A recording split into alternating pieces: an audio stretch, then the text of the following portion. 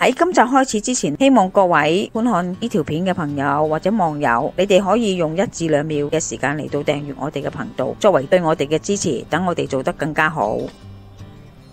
我家姐呢，就見我病過之後呢，就成日都買啲竹絲雞嚟俾我調翻個身體。今日個主角呢，查實就唔係竹絲雞，係呢個移山參，就為咗補翻條氣。咁行路係冇問題嘅，行直路。你係上樓梯或者講嘢呢，呢兩方面呢，就知道自己有冇問題啦。咁我諗下，不如用移山參嚟補翻條氣先啦。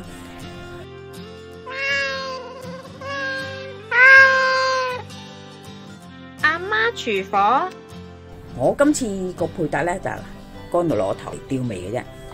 正海竹頭潤一樣竹絲雞，好多人呢，佢唔飲到雞湯。佢就算竹絲雞，佢滋潤同埋溫和好多，但係仍然都有人係接受唔到嘅。我瞓醒之後咧，喉嚨狂。如果你唔可以用竹絲雞，你就同買豬展骨啦。雞咧都要有啲肉嚟配搭先至升到個味噶嘛。買豬展骨，豬展骨係冇咁肥。我哋而家咧預先要浸埋攞頭肉竹頭，抽乾晒之後啲鹽分咧就會走出嚟噶啦。你唔好當以為發毛掉咗佢喎，咁啊真係嘥晒啲嘢啦。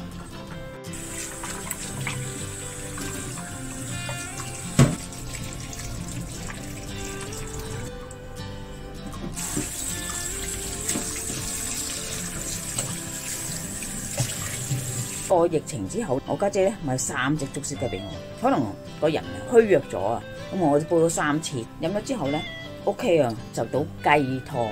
暫時嚟講都係煲竹絲雞多就奇，咁我揾日咧試下煲下白色嗰啲雞，有肥膏咁我哋切咗佢啦。但我就多數都唔起皮嘅。呢度咧就話稱嗰時咧就有1兩啦。但因為佢係乾到透晒，所以佢應該係唔止1兩嘅。咁我使唔使用咁多？當然唔需要咁多。我哋咧就搣咗呢啲出嚟，搣斷佢先，唔使搣咁短啊。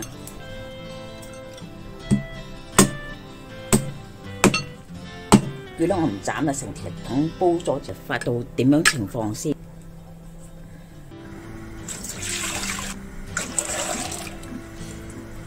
首先就落咗移山參，要落一頭，因為洗乾淨嚟做浸嘅，所以水冇晒啦。咁啊，沖埋移山參，啲肉竹頭切開佢先，放埋落去煲湯嗰度。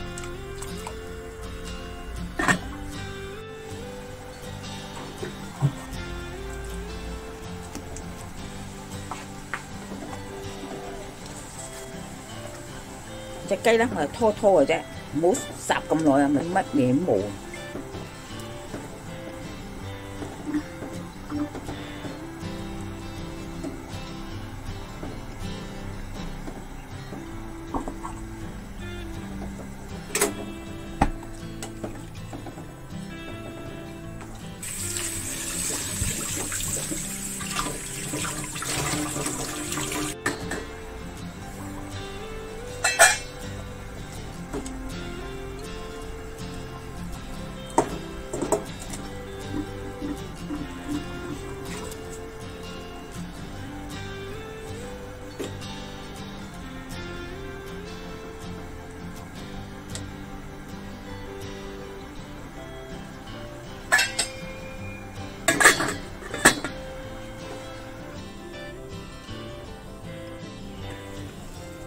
煲好個嚟已經，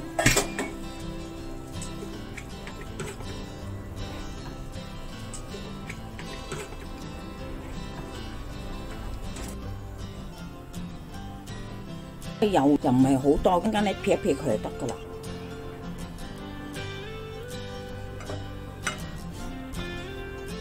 一條心個直徑比先頭我哋掉嚟嗰時咧大咗半倍到啦。如果有牙食嘅咧，就慢慢食啦。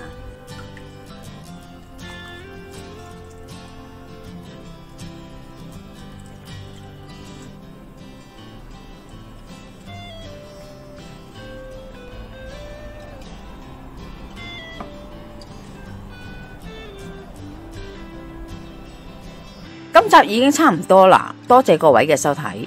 詳細嘅食譜我哋會上傳喺 Facebook 嘅專頁裏邊，有興趣嘅話可以查閱。另外，如果喜歡我哋頻道嘅話呢，可以訂閱我哋嘅頻道，以作對我哋嘅支持。希望大家喜歡，我哋下集再見啦，拜拜。